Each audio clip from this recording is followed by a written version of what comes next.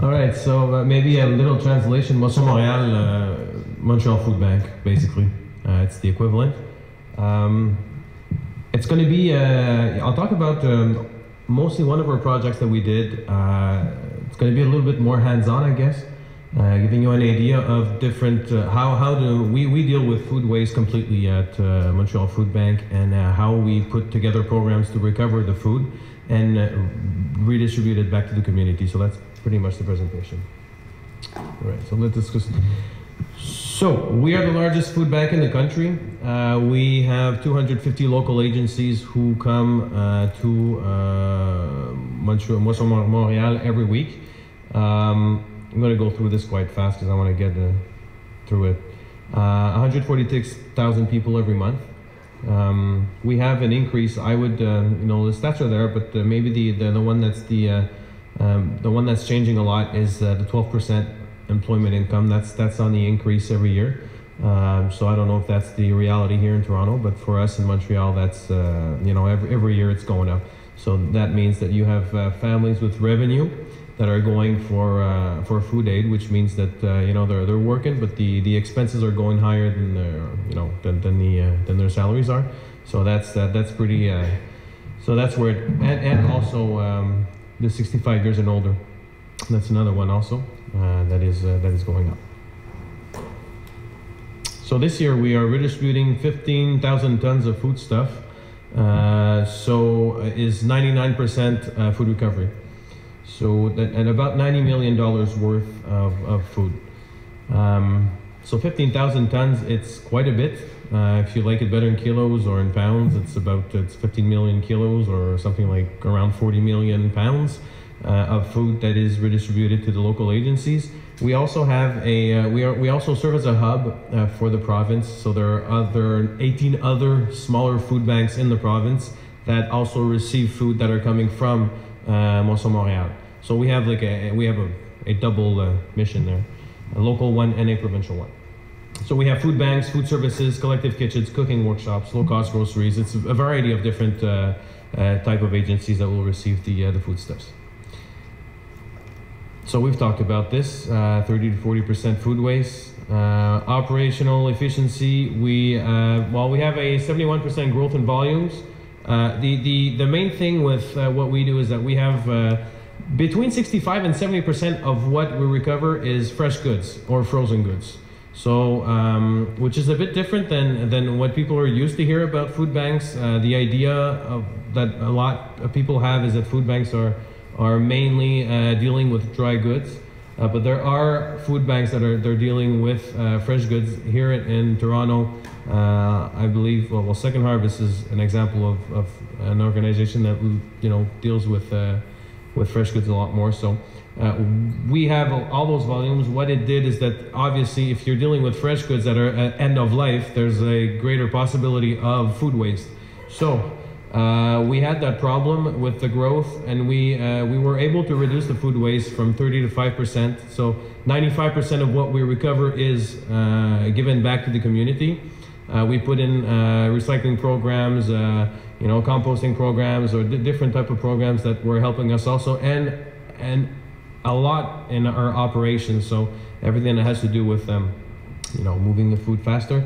And then what we do is that there's out of the 5%, there's only 1% that goes to landfill. 4% is recycled with different programs that we have. So it's we're very happy about that. Eco-energetic facility.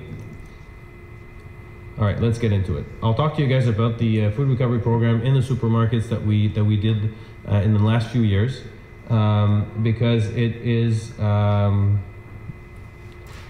quite interesting what we've been able to do with that. Yeah, I could have talked about many other programs, but you know, we're going to focus on this one for now.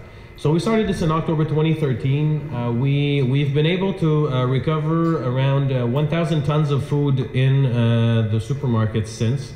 We have around 150 grocery stores or supermarkets or retail stores, whatever you want to name it, that are participating in the program.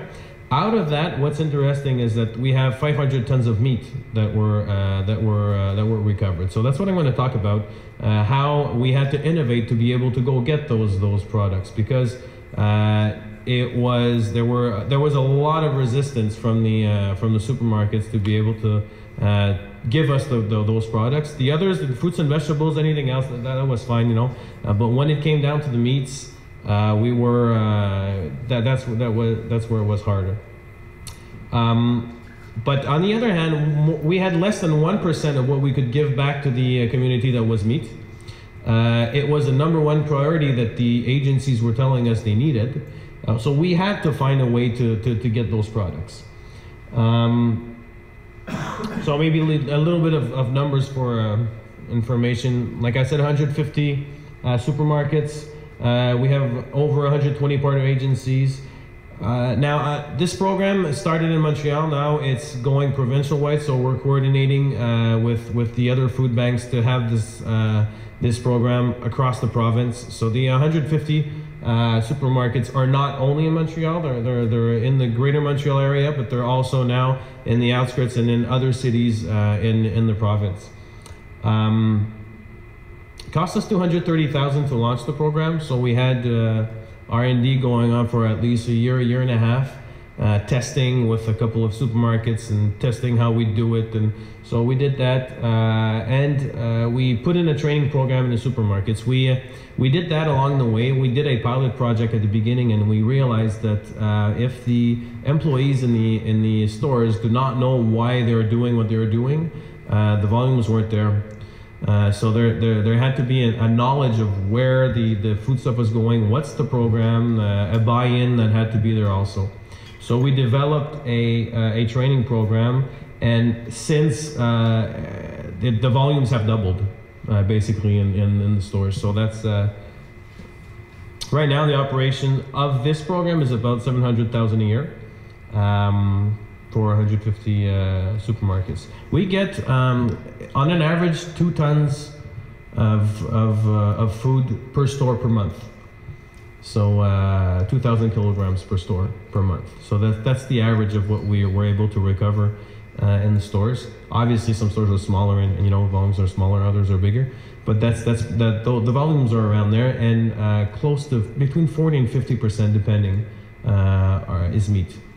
So not in, you know, we're talking about tonnage, not in, you know, if volume-wise, well, there's a lot more bread and stuff like that, but you know, meat is heavier. But like, I mean, if we talk about kilos, it's 50% of meat. The impact, well, we're talking about easily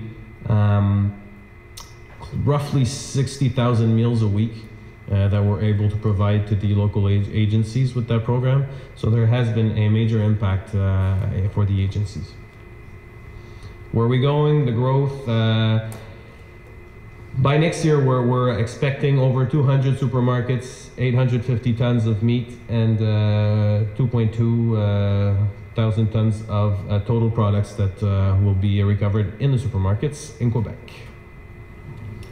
So I won't spend too much time on this, but it's pretty much R&D step 1, implementation, training for the supermarket and the supermarket employees. Then we do the pilot project. Then we deployed and added new supermarkets. Then there's always follow-up, continuous improvement, and then there's the knowledge transfer. So we are transferring this knowledge now to other food banks. It can be in Quebec. It can be elsewhere. We're also in discussions with other food banks across the country who want to know how we do things and try to adapt it to their own environment. So it's that's where we're at now, and coordinating the whole province. You know, the deployment in the whole province. So how we develop innovative solutions. We had to change a lot the way it worked in our area of business. We needed to find new ways of obtaining nutritious food while reducing waste. That was the challenge. So how do we get there? How do we do it? Quality control, number 1. We're not, you're in the food recovery business. Quality control a few years ago for us was not a major or a main concern. We had to do it a little bit, but we had to change the way we did things with quality control if we wanted to be able to have meat. So that's pretty much what it came down to. So we reviewed our ways of prolonging the food life cycle, whether it be through freezing the food, or working or changing our temperatures in the freezers, or in the fridges. There's a lot of things that we tested out, but we had to work on that. The 5-step process of implementing the program, quality control methods and partner agencies. So we had to accompany the partner agencies to put in quality controls there also. Anyways, there's a lot that had to be done, and a lot of partnerships that had to be worked at. Change management, operation logistics, new methods and processes in warehouses. We had to reorganize teamwork completely. This is we're working by project now with it's across the different departments. So that had to be changed also. Project management, as I just said, and knowledge transfer. It's something that might be it's in the nonprofit. It's something that we tend to do a lot. It's we do things that we don't want to keep the ideas for us, which we kind of want to share it with others. So we had to find good ways to transfer it. And how do we do that? How do we make it clear for people to understand how to put it into place? So that's pretty much how we did. So personalizing the food recovery program. What do we do? What is different with this program than it was for the rest of the food that we recovered? First off, we were working mainly with manufacturers, distributors, large companies that have large volumes but with small variety. So we could get pallets and pallets of stuff, whether it be fruits and vegetables or anything that had been manufactured. But this operation is completely different. Now we're talking about smaller volumes with large variety of products. So we're dealing with another type of food recovery completely. So we had to adapt the food recovery program to the food industry. We had to adapt quality control, cold chain management. That was something we had to do, making sure that we respected the cold chain from the beginning to the end. So from the supermarket to the end, and at the end we only give the meat out to organizations or agencies that do food transformation or meals. Therefore, it's not going out in food baskets, because it's quite hard to make sure that there's the cold chain is maintained up to the end user in that area. So we're still at that right now. Food safety insurance from pickup to distribution. Monthly reports, so they want monthly reports, knowing like what are the amounts by store, what's being picked up from the different categories. So you need to understand, we're not just picking up meat, we're picking up from every different department, which made sense. We started off by wanting to pick up the meat, then we realized that there's no sense in going into a store and just picking up the meat when we know there's a bunch of other fruit to recover in there. So that's when the whole program expanded to all the different areas in the supermarkets. And virtual training sessions. So we developed a virtual training. I would have liked to show it to you, but unfortunately the English version is not out yet. We only have it in French for now. So it's cold chain methods, procedure, employee and management team training. So it's we worked on that, and that helps us a lot in teaching how the program works. So I'll go fast on this one, because I guess I only have a minute left. Quality control. There's food quality control at the reception. All along the way, we have specialized people that do quality control. Meat analysis in laboratory, external laboratory. So we have to do that also, just to make sure that everything's fine. Plastic bins for the food. Meat repackaging operations. So we repack over the original package. We have labels that are going on top of the name of the store, so we don't know where the meat comes from. There's a lot of different steps that needs to be done to make sure that that it's respected. Food traceability. So we have a food traceability program also that's put into place, a WMS, warehouse management system, that helps us trace where do we pick it up and where is the end product. So if ever there is a need for a recall, we know exactly where to recall for.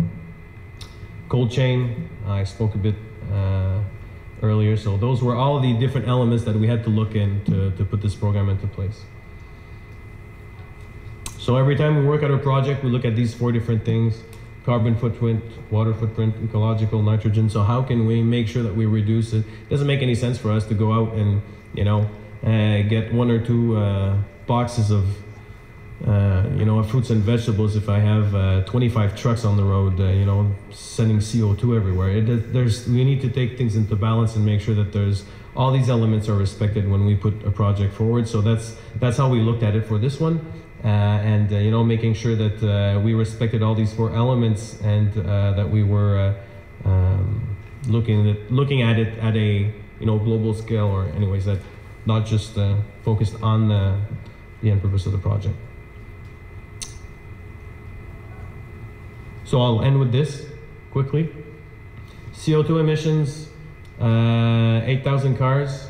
This is not only for the program, this is a yearly basis what we do. So with the 15,000 tons a year, reduces CO2 emissions for about 8,000 cars. So water, drinking water, 820 Olympic pools, surface of all parks and green spaces, Montreal, and public health also. So there's a lot of, you can look at it. I think they have it in English also. It's our CGT that did this, and it's on the website. If you go see moissonmontreal.org, and you will be able to see it.